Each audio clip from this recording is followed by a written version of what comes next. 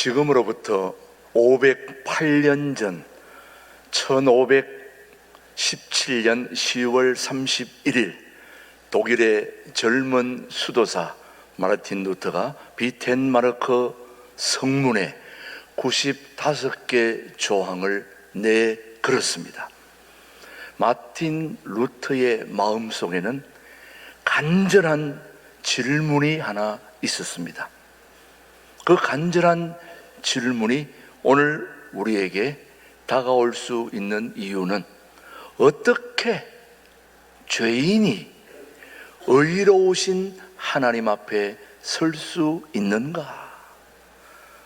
그 거룩하신 하나님 앞에 어떻게 죄인이 설 수 있는가 하는 이 질문을 그는 가지고 있었습니다. 루터는 수도원에서 밤낮 그리고 수도사 생활을 하며 금식하고 자신을 괴롭혔지만 그의 마음속 깊은 곳에는 평안이 없었습니다.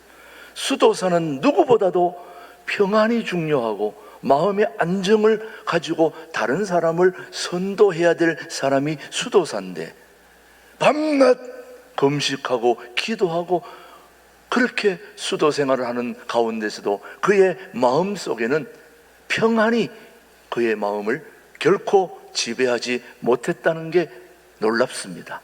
그런데 그가 어느 날 눈에 번쩍 들어온 말씀이 하나 있는데 그게 바로 로마서 1장 17절 말씀입니다. 오직 의인은 믿음으로 말미암아 살리라. 이 말씀을 보는 순간 그는 완전히 천국의 문이 확 열리는 그런 느낌을 받았다고 훗날 고백하고 있습니다. 그때 루터는 깨달았다는 거예요. 무엇을 깨달았느냐? 의로움은 인간의 행위가 아니라 오직 믿음으로 주어지는 하나님의 선물이다. 일제강점기에 평양의 한 교회에서 여러분 잘 아시는 청년 주기철 목사님이 신사참배 강요 속에서도 그는 복음을 부끄러워하지 않았다는 거예요.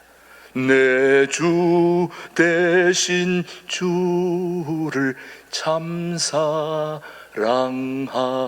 사랑하고 그는 감옥 속에서도 찬송을 불렀다는 거예요.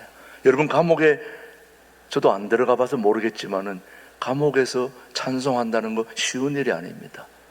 그 흉악한 범죄자들하고 같이 있는 데서 내가 알아서 찬송한다고 할 수 있는 게 아닙니다. 그런데도 불구하고 찬송을 했더니 간수나 또 범죄자들이 그를 엄청 조롱했지만 그는 미소를 잃지 않으면서 이렇게 얘기했습니다. 복음은 결코 갇히지 않습니다. 복음은 내가 비록 감옥 속에 있지만 나를 가둘 수도 없고 나를 얽어맬 수도 없다. 복음은 내 안에 있으니 나는 자유합니다. 그러면서 그가 찬송을 불렀다는 거죠. 루터가 그랬던 것처럼 주기철 목사님은 복음을 부끄러워하지 않는 믿음으로 살았던 사람이었습니다. 사랑하는 교회 여러분, 내가 복음을 부끄러워하면 복음이 우리를 부끄럽게 만든다는 사실을 기억해야 됩니다. 내가 복음을 부끄러워하지 않는 삶을 살 때에 하나님이 부끄러워하지 않는 삶으로 우리를 이끌어 주시리라는 믿음을 저는 가지고 있습니다. 여러분도 그렇게 되기를 바랍니다. 종교개혁이 일어난 지 오늘로 508주년을 맞으면서 종교개혁의 핵심이 무엇일까? 복음의 능력으로 다시 새로워지리라. 우리가 새로워질 수 있는 방법은 오직 복음밖에 없다는 걸 오늘 우리는 기억해야 됩니다. 복음의 능력으로 다시 새로워지리라 그러는데, 자, 복음의 능력이 무엇인가? 여러분, 오늘 종교개혁주의를 맞이해서 첫 번째 우리에게 주시는 화두는 복음은 하나님의 능력입니다. 복음은 하나님의 능력. 오늘 본문 로마서 1장 16절 한번 보시죠. 시작. 내가 복음을 부끄러워하지 아니하노니 이 복음은 모든 믿는 자에게 구원을 주시는 하나님의 능력이 됨이라. 먼저는 유대인에게요 그리고 헬라인에게로다. 이 복음은 구원을 주시는 하나님의 능력이다. 능력. 그래서 루터는 그 능력을 다 두나미스라고 그랬습니다. 여러분 많이 들어보셨죠? 두나미스. 두나미스는 다이너마이트의 어원에서 왔습니다. 결코 제2의 굴레를 다른 어떤 능력으로도 부실 수가 없는데 오직 복음의 능력으로만 그것을 깨트릴 수 있다는 그 능력. 그래서 복음은 두나미스, 다이너마이트 그렇게 말하고 있는 거죠. 자, 새로움은 어디서부터 시작되는가? 고린도전서 5장 17절 말씀입니다. 시작. 그런즉 누구든지 그리스도 안에 있으면 새로운 피조물이라. 이전 것은 지나갔으니 보라 새 것이 되었도다. 여러분, 새로움은 어제, 오늘, 내일 뭐가 달라졌습니까? 똑같은 삶인 것 같지만은 우리가 그리스도 안에 있으면 어제도 새롭고 오늘도 새롭고 내일도 새롭습니다. 그런데 우리가 그리스도 안에 있지 않으면 다 헛 것이 되는 거예요. 기가 막힌 말씀이죠. 우리의 새로움은 복음의 능력 안에서만 가능한 것입니다. 계속해서 로마서 8장 2절은 우리에게 말합니다. 시작. 이는 그리스도 예수 안에 있는 생명의 성령의 법이 죄와 사망의 법에서 너를 해방하였음이라. 여러분, 복음의 능력은 우리의 죄를 완전히 도말하고 하나님 나라에 들어갈 수 있게 하는 그 능력이 바로 복음의 능력인 것입니다. 복음은 좋은 이야기, 재미있는 이야기, 그런 차원을 뛰어넘어 우리에게 구원을 주시는, 죽은 자를 살리시는 능력이 바로 복음인 것입니다. 우리의 절망을 소망으로 바꾸어 주시고, 오늘 극단적 선택을 할 사람이, 오늘 내 생을 마감으로 정리해야 되겠다 하는 사람이 다시 소망을 가지고 전 세계를 새롭게 할 수 있는 그 능력은 복음의 능력밖에 없다는 거죠, 여러분. 그 복음의 능력이 오늘 우리 교우들을 완전히 휘감을 수 있게 되기를 축복하는 거죠. 복음은 하나님의 능력입니다.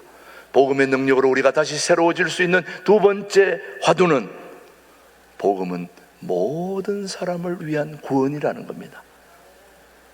자, 로마서 1장 16절 한번 보십시오. 시작. 내가 복음을 부끄러워하지 아니하노니 이 복음은 누구에게요? 모든 믿는 자에게 구원을 주시는 하나님의 능력이 됨이라. 먼저는 유대인에게요 그리고 헬라인에게로다. 자, 이 복음은 누구에게? 모든 믿는 자에게.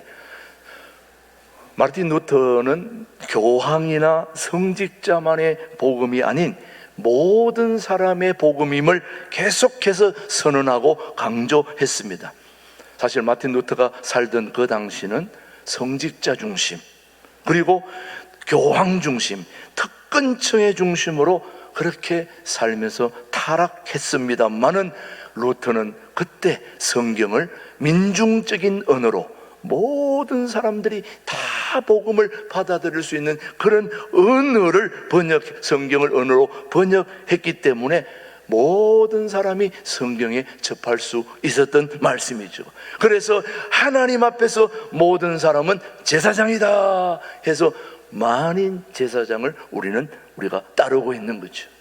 만인 제사장.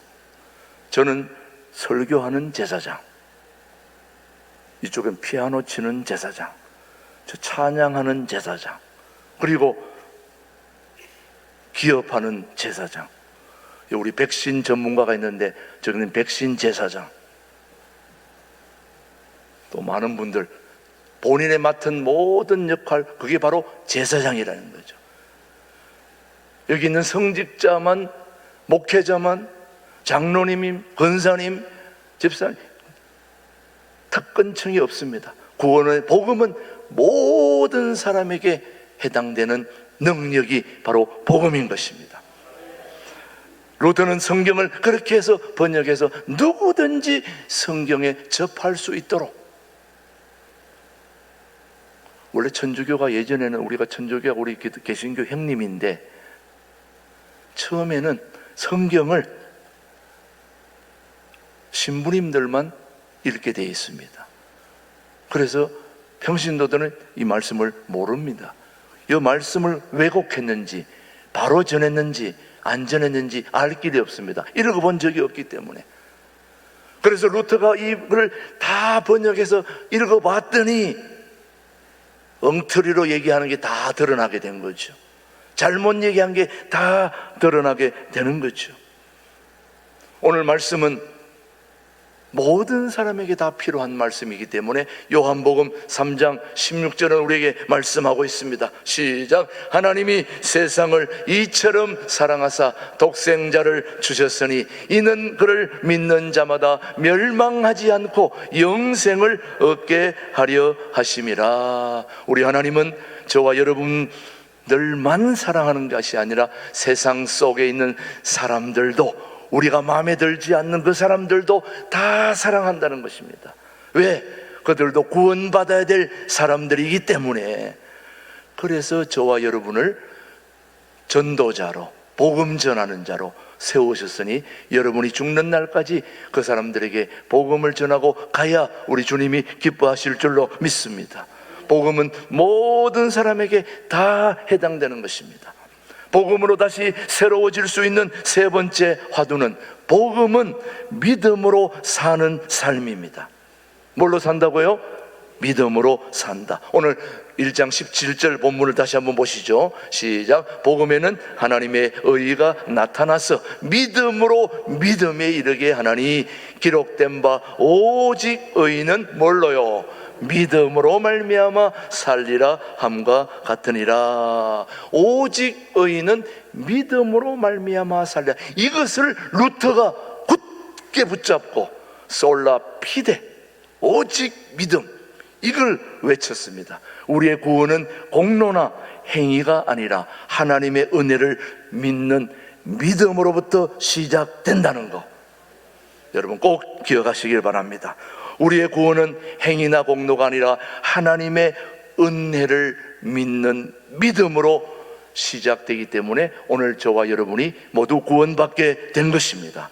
감사하지 않습니까, 여러분?